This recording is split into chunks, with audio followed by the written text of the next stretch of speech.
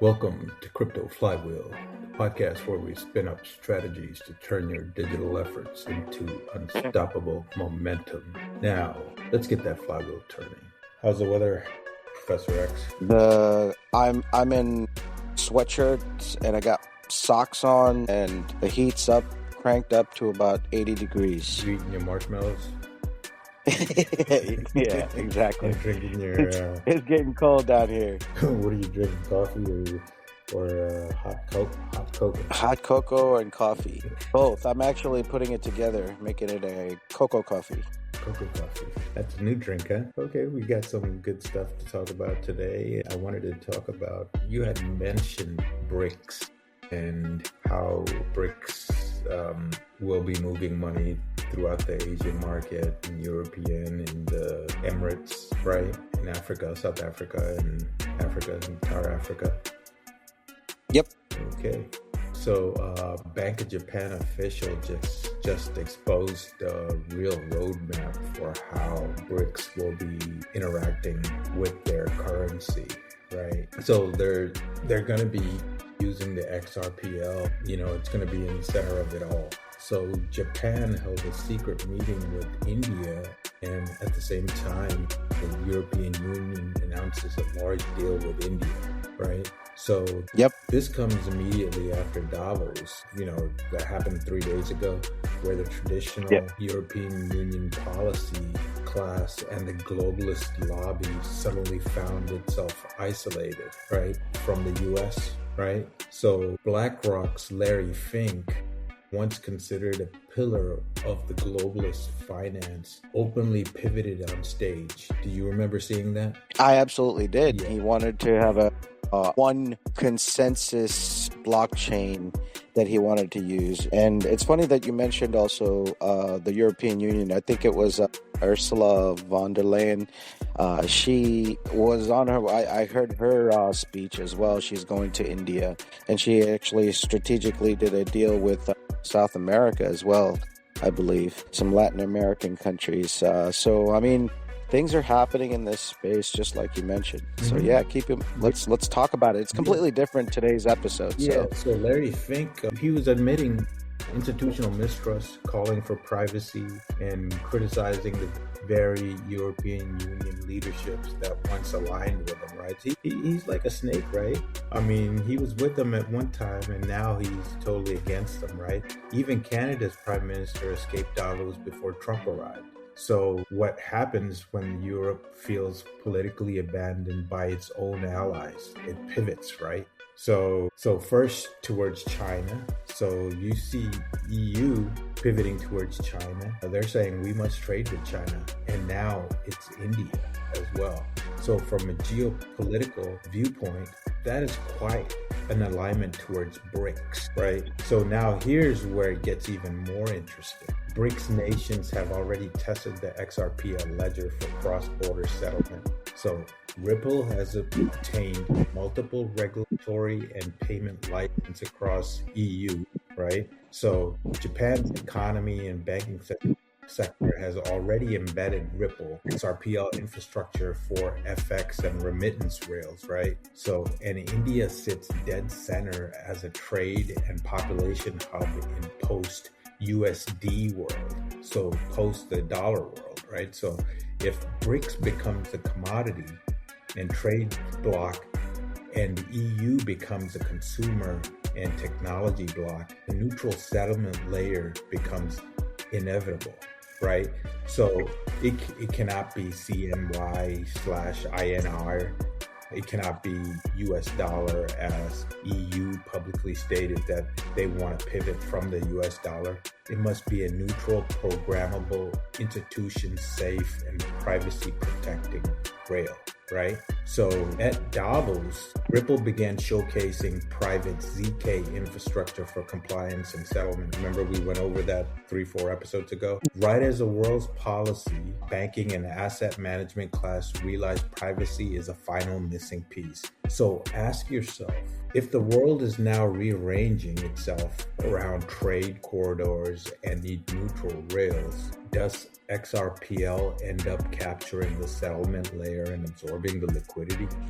Well, Digital X, I want to preface this to our audience. We're not a podcast that leans either way. We're just trying to educate all our audience as well about the rails that are in place right now and about the new financial system. So whatever the geopolitical narrative is, money is going to move regardless of what happens politically around the world. So we are trying to educate everyone and let them know how it's going to happen and how it's being facilitated around the world, right? So that is what this ecosystem is. You're right. I mean, history is written by winners, right? So it's the same way people with the money move the markets, right? Yeah, people with money don't care about what they just want to make sure that they can be at the front run, these yield profitability, where they can make money. If they're making billions and trillions, they don't care if you and I will be making millions, right? But at the same time, they want to keep that control and power over us. So these rails, they're definitely going to be looking for the most efficient, viable technology that's going to bring in and usher in this new asset class. And that's what this is. And we just want our audience to understand that. We just want our audience to understand that the new technology, the elites of the world will manage. They will seek out the best technology, efficient technology, front run any kind of profitability. If they're making billions and trillions, they don't care if you and I are going to be making millions, right? But we have to position ourselves to take advantage of that. And that's what we're trying to do here on Crypto Flywheel. Educate our listeners. Yeah, so I mean, if that's where they're both leading towards, where do you think XRP would be this year, next year, 5 years from now, 10 years from now? What is your thoughts? I mean, the XRP, the 8-part series that I keep referring to, Digital X, that these coins and QNT, the token, are going to facilitate that. So I can sit here and state fundamentally by doing the research and saying that it can get upwards of 4 figures each, but that would be speculation. What I can tell you, apart from a non-speculative standpoint or vantage point, is understanding fundamentals, is that this technology is going to facilitate everything, and the coins are going to be utilized for the execution of real-world transfer and utility, right? So those transactions require these coins, and these coins, as a result, are going to be utilized, and their circulating supply will be less and less as the infrastructure, this new asset class, and this technology evolves. So price action, I'm not going to say specifically, but if we comprehend what it's solving, it's got to be valuable in order for it to be used when it's used. So in the short term, what do you give a roundabout? Look, right now, XRP is sitting around $2, plus or minus 10 cents, right? It's going up and down between 190 to 210. So XRP itself is extremely undervalued, and that's done purposely because you want these, I told you, as the institutions, the elites, they're going to, increase their holdings, right? They want to have a huge supply so that they can control it. That being said, $2 is extremely low. I mean, by the next quarter or so, I see a double-digit XRP easy. But again, these banks have to, like central banks, and you're hearing post Davos, you know that this is going to happen, especially with all the macroeconomically what's happening with commodities, silver, gold, copper now. All of these assets, all these commodities or metals are being, their demand is high and their supply is low. So all of this is like a perfect storm for digital assets to be the safe haven, if you will. And it's not going to be Bitcoin. I like the idea of Bitcoin, but Bitcoin's too costly for any kind of transaction from a infrastructure standpoint. So they will not use Bitcoin, and the store of value narrative is going to slowly diminish. So since you gave a double-digit number within the next quarter or so, hopefully, maybe this can boost it. I read on X today, according to Paul Barron, I know you know Paul Barron. Oh, yes. A potential. So he reported a potential collaboration between Ripple and Ondo Finance could be announced soon. This will introduce Which finance? Ondo Finance. So this will introduce institutional yield products to the XRP ledger. Imagine if that's announced, that's a big boost for that ecosystem. I'm excited to hear that. But however, Digital X, Paul Barron's great. He's got a huge following on YouTube and X and all the different platforms. But I don't know if he's getting paid to shill that. Paul Barron's if he's reporting something, he said a potential collaboration announcement to be reported soon. He's not saying that it's a done deal or nothing. So okay. So I mean, he's in the group where people know stuff. So if he's going to report that as a potential collaboration, I don't think he's trying to gain viewers. He already has millions of viewers. Yeah, no, I get that totally. I'm just saying, they have these influencers have a responsibility to disclose if they are in partnership or being paid by different projects. So we know that we're not. We're just giving. Yeah, but this is a X statement, so you could write anything on X. Doesn't mean anything. Yeah. You don't have to be paid. True. But he also has a YouTube channel following as well. So, and what my whole point is that people follow him, and just like Kramer does for the stock market, right?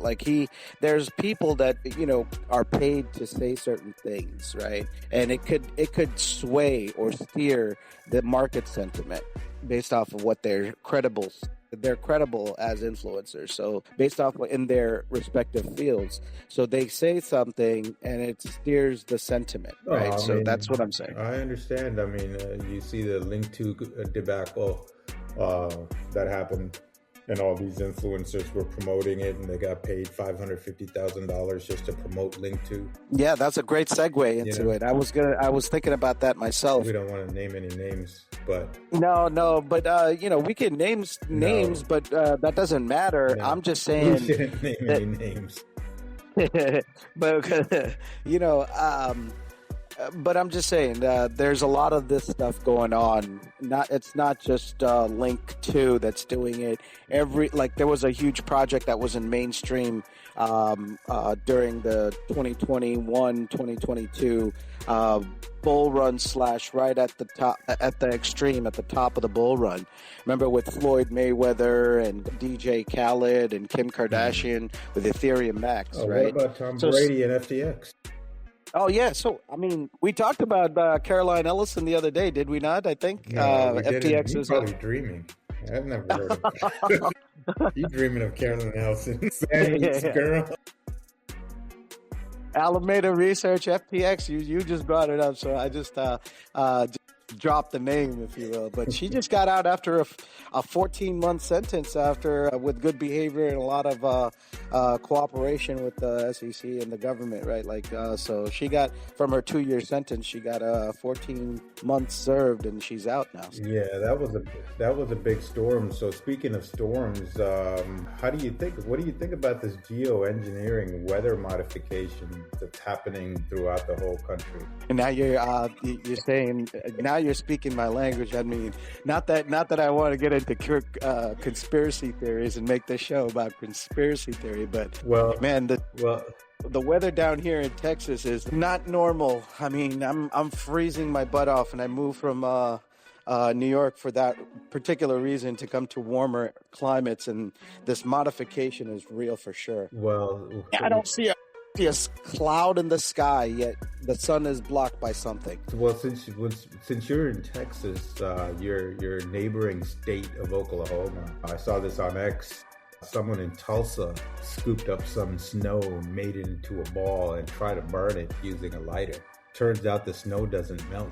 So several other individuals tried the same experiment in other states as well, and they received the same results. So the government is modifying and manipulating our weather. Why do you think? Well, I don't know who's doing it. It's a government. It has to be. It's a government. Who do you think? It's mom and pop people Well, no, spraying. it can't be mom and Yeah. pops. I'm just saying, like, Who do you think funds it? I'm not sure. Or do you have any idea, like a I HARPA just- or DARPA or whatever? What is that? That's a government. Yeah, but who's overseeing that government? Like, I mean, I You- can't you know imagine the three-letter President agencies Trump is the one that is oversees doing stuff. It's the three-letter agencies that oversee each of these, programs or projects. What they're doing. It's Yeah. their modification. And why do you think they do this? Yeah. What do you think? I don't know. I think it's artificial, obviously, for reasons, economic reasons, or money reasons, or to boost spending. I recently saw on Instagram one a joke meme saying that there was a meme on the reel saying that, hey, they do this just to put people to go and clean up the old inventory on the docks, on the shelves in the grocery stores. So those kind of things are, I mean, yeah, it's a joke, but it makes sense too. Everybody runs to that, and then everything is cleaned off the shelves, right? So I don't know. Do you think they create scenarios like this to keep people focused on what's happening, but something else is going on in the world? Absolutely. That's what the war has always been, right? Mm-hmm. Hey, keep your eyes on this while we do certain things in the background. Like, the silver, nobody's really talking about, like, how many people, unless you're really into the markets and commodities, how many people were actually stockpiling silver, And, because people won't be paying attention because mainstream media is obviously not going to report on anything like this, right? Because it would be considered conspiracy theories, So yeah, I totally get where you're coming from with that statement, and it's actually, in my opinion, it's not an opinion; it's a fact. You got proof? You're right. You're absolutely right when you say if you got proof, because common sense is not proof, right? Because common sense is not common anymore. Well, I mean, we do offer common sense programs that you could sign up for if you like. It's highly sought after now. Yeah, but we went a different route today there, Digital X. So we have to keep our audience focused and tie this back to digital assets again, right? So yeah, but so having said that, on a side note, I saw this on another article that I was reading.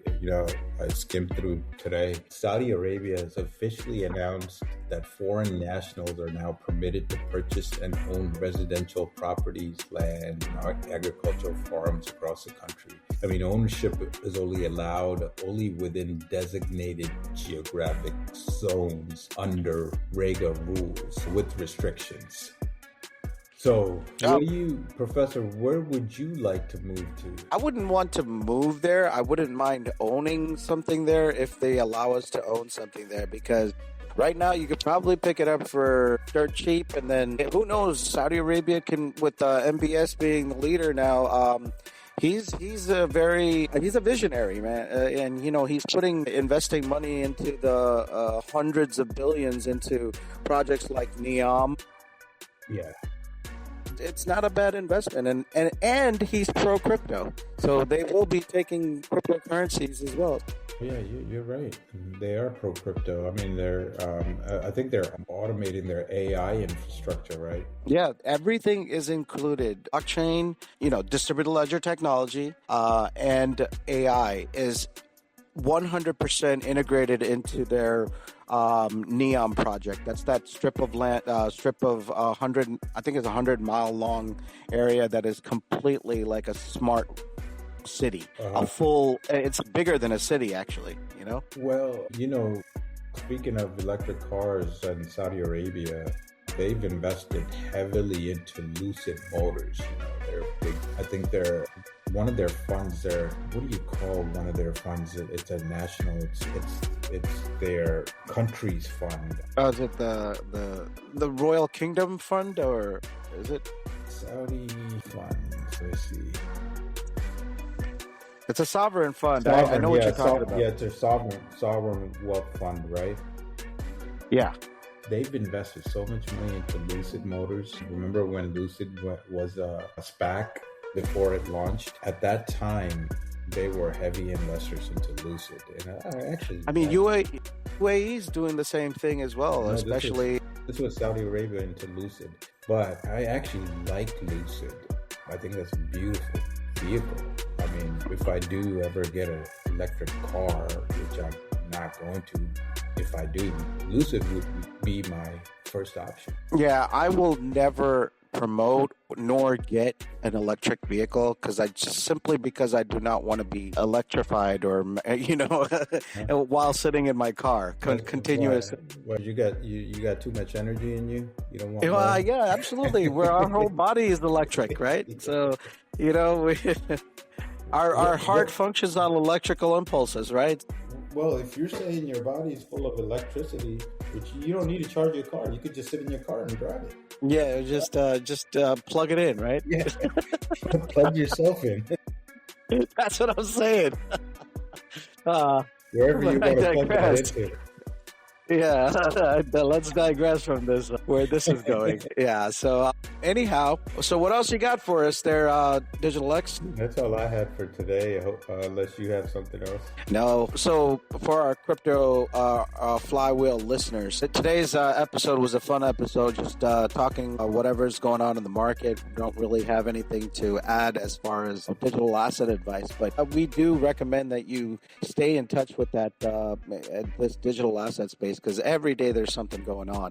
I mean, we could actually talk about XRP, XDC, all the ISO 222 tokens. It's like, let's something really happen and then we'll make an episode out of it, right? But in the meantime, we like to keep it fun too. So if you don't have anything further, I can wrap this up. Yeah, flywheel out of here, Professor. All right. So to our listeners, please comment in the comment section and we will respond there or in subsequent episodes. It makes it more engaging and more fun. With that, the Crypto Flywheel is signing off. Thank you. Thank you.